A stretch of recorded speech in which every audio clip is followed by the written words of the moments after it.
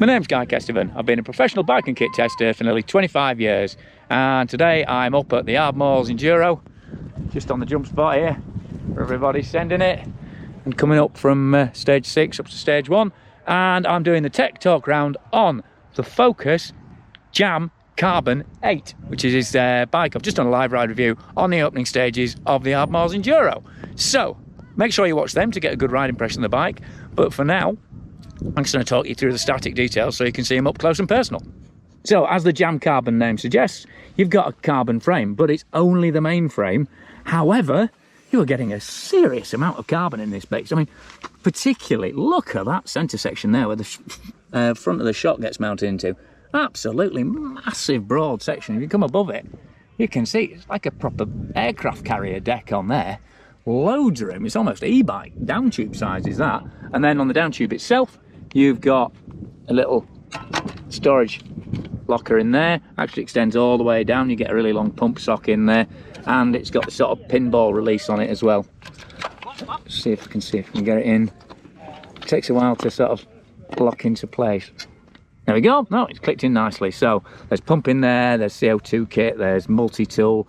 It's a little bit narrow, you have to, a little bit of wiggle room, but yeah, you can fit a whole load of stuff in there. Obviously, it's something that Specialized started with their SWAT storage, and Trek have now taken up on other brands as well. But it's a really, really useful feature. It makes a lot of use of that super broad down tube. And then, you know, big stout seat tube as well, with a kink there for this fold linkage. Now, it's actually a single pivot bike. I mean, the main pivot is just in there, so kind of level and centre with the chainring. You can see, you know, it's a I'd say mid-size. It's not super wide, but it's not super narrow. But then up here, you've got another short rocker linkage there. Then you've got this fold linkage here that connects onto the top end of the swing arm. And then inside that, you've got another shock driver linkage there. So it's a multi-linkage system, and you can see you've got high and low chips there, which change the geometry by ½ a degree. And just one point to make, 6mm bolts all the way through. So, you know, it's short linkages, they're really stout, and you've got dirty grey bolts in them, so no particular worry about stripping them out. In terms of the rest of the suspension, on here you've got Fox Flotex Performance Shock, you've got Rebound, on the far side you've got a little climb switch as well to firm it up, and relatively long stroke, and you have to put a fair amount of pressure in it. It's, you know, the leverage is set up so you can use and shock path is set up so you can use a coil shock as well. But even at 70 kilos body weight, I'm running 220 psi in that, so, you know, that's a lot of pressure. It's more pressure than normal, certainly. But that gives you 150mm stroke at the back wheel, and then up front you've got a Fox 36 Performance fork, 150mm again. They've kept the travel equal both ends, and that's with a grip damper. It's Fox's simplest damper, but it's really, really well sorted. And then under this dustbin at the bottom, you've got the Rebound damper, and then you've got your Fox setup guide there. And I have to say, it's pretty much spot on. I ran standard numbers today, and yeah, worked fine for me. And then around the front, it's a 15mm axle, but with this little floating pinch bolt on there. Still has that on the Performance, just to get the alignment really, really good. Basically, you undo that, cycle the fork a few times so the fork legs align, and then pinch it back up, and then clamp the axle in as standard. It's just a little floating section there, but the idea is it stops you sort of squeezing the bottom of the forks together with the axle and then making it tighter. So yeah, I mean, even though it's the most basic of the Fox 36s, it's actually a really fluid and well controlled fork. And while this version doesn't have these little air ports on the back there, you can add them in later if you want to get some pressure equalisation in there, if you suddenly develop a taste for really, really long, or, you know, different temperature descents where you might get some pressure build up in there. But didn't have a problem on North York Moor, certainly. Right, while we're looking at the whole bike, I can talk through geometry. So 65 degrees when it's in the low setting on the head tube, 76 degrees on the seat tube. So, you know, not mega radical, but pretty contemporary angles. 480mm reach on this large, so again, decent stretch. And because it's such a stiff front end, you've got, I mean, look at the head tube on that. Look at that, it's like a bus, it's not a bike. That's a monster head tube set up on there, and that really talks to the kind of precision and accuracy of this bike. It's a proper pin, you know, when it comes to holding a line, this is absolutely rock solid. 337mm bottom bracket, again, just, you know, nice decent number. One thing, chainstays are relatively long, 440mm. That's only 8mm shorter than the Jam Squared e-bike, which there's a video on that as well if you want to watch that.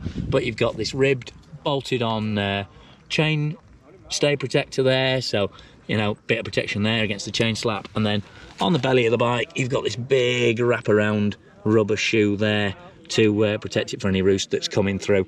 And you know, it's just, again, together with those, like those big pivot bolts on there, and the fact these are big forged linkages, and it's also one thing I haven't said yet, it's an alloy rear end, so basically single piece structure. Well, sorry, multi-piece in terms of construction, but all in one block once it's all welded together. But you've got big hollow sections for the front of the seat stays here, and then you've got a brace on the seat stays, and you've got a brace on the chain stay. So yeah, proper belt and braces job, as we'd say in the UK.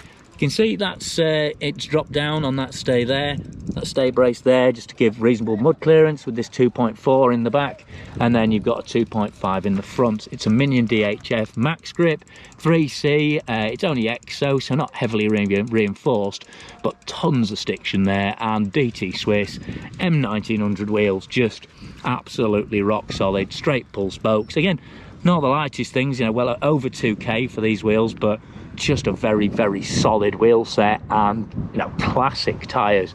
On the back you got a Minion DHR2 29 by 2.4, like I say, 3C Max Terra, and this is an EXO Plus carcass as well, so got just a bit more protection out back, as you'd want on a trail bike really.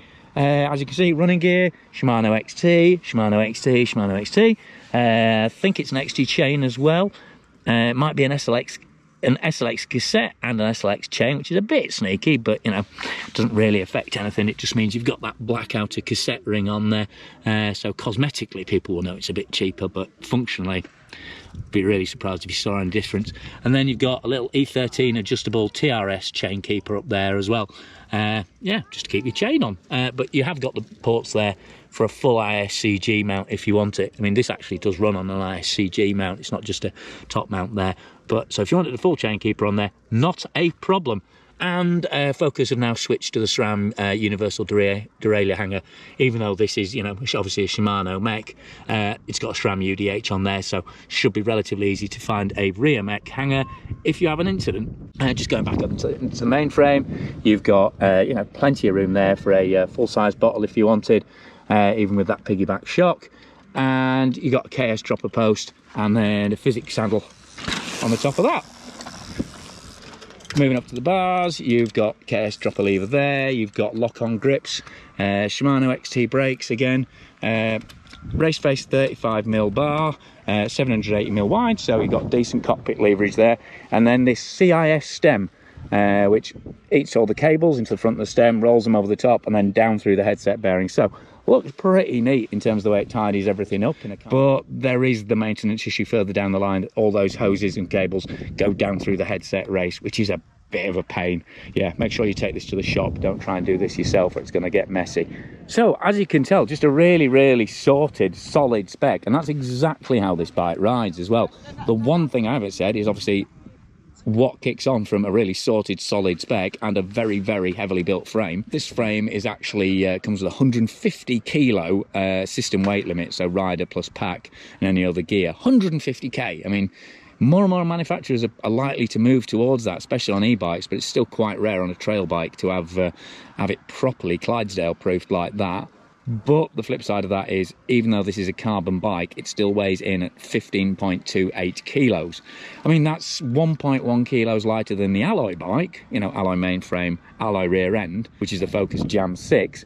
But still, well, that's a lot of weight for a 150mm travel carbon front-ended trail bike. I mean, but at least Focus have taken that into account with those 200mm brake rotors front and rear. I mean, the only good thing is, once you've got it rolling, it does not ride that heavy. It's actually a really enjoyable, quite poppy, and a very, very fluid pedaler, and a good technical climber as well. So once you're rolling on it, once you've got it accelerated, it actually rides really, really well and doesn't pedal as heavy it is. But, you know, the weight is there. There's no escaping it.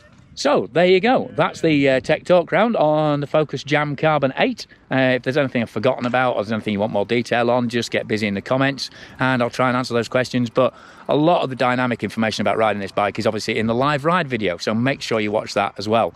But for now, thanks massively to Focus for lending me this Jam Carbon. I've also done videos on the Jam Alloy and the Jam Squared e-bike, so make sure you watch those as well.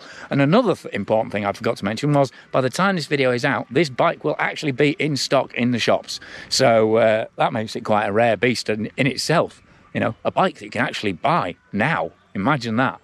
But anyway, thanks to Focus, thanks to Giro Cycling for sponsoring the channel, thanks to Crud, thanks to PEs, thanks to DMR for supporting the channel as well. Massive thanks to my Patreon subscribers who pledge a small amount per month on Patreon, and I get some exclusive, early and extended ad-free edits as a thank you.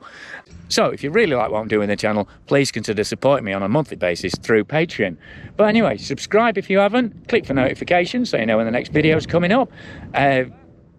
Give this a thumbs up and a like, because that helps it get shared. Tell your mates about the channel. If you've enjoyed watching it this far, then can't be that bad, can it? So tell your mates, get them involved, get them spreading the word as well. We can really help this channel grow. I mean, I'm very, very lucky that because of my experience and because of who I know, I get a lot of bikes like this through early and I can bring them to you like this. But the more hits I get, the more likes, the more views, the more my YouTube algorithm improves, the more bikes I'll get. So if you could help me get that, even better. But for now, I've been Guy Kestevan on GuyKest TV talking about the Focus Jam Carbon 8.